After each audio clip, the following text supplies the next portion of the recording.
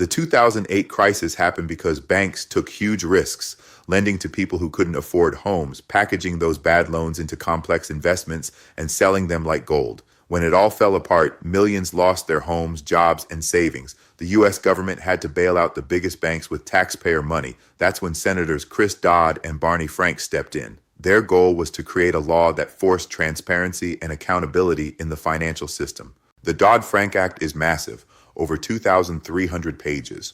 But here are the key points you need to know. 1. Financial stability. Oversight Council, FSOC, a group that watches for risks across the entire financial system, like a smoke alarm for the economy. 2. Consumer Financial Protection Bureau, CFPB, created to protect everyday consumers from predatory loans, hidden fees, and fine print. Think of it as the watchdog for your wallet. 3. Too big to fail. Rules. Banks that are systemically important must hold more capital, basically more of their own money, so they don't collapse and take the economy with them. 4. The Volcker Rule bans banks from using customer deposits to make risky speculative trades so your savings aren't being gambled with. 5. Derivatives oversight.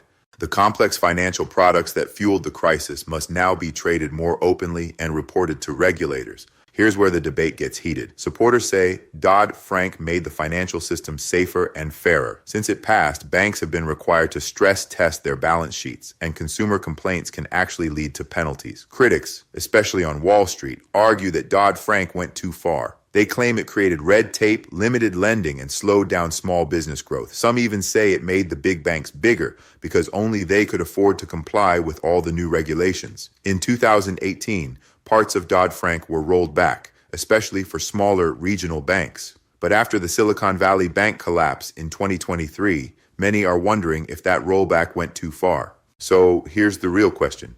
Did Dodd-Frank make our financial system safer, or did it create a false sense of security? Should we bring back tighter regulations, or do we need to let markets breathe? Drop your thoughts in the comments.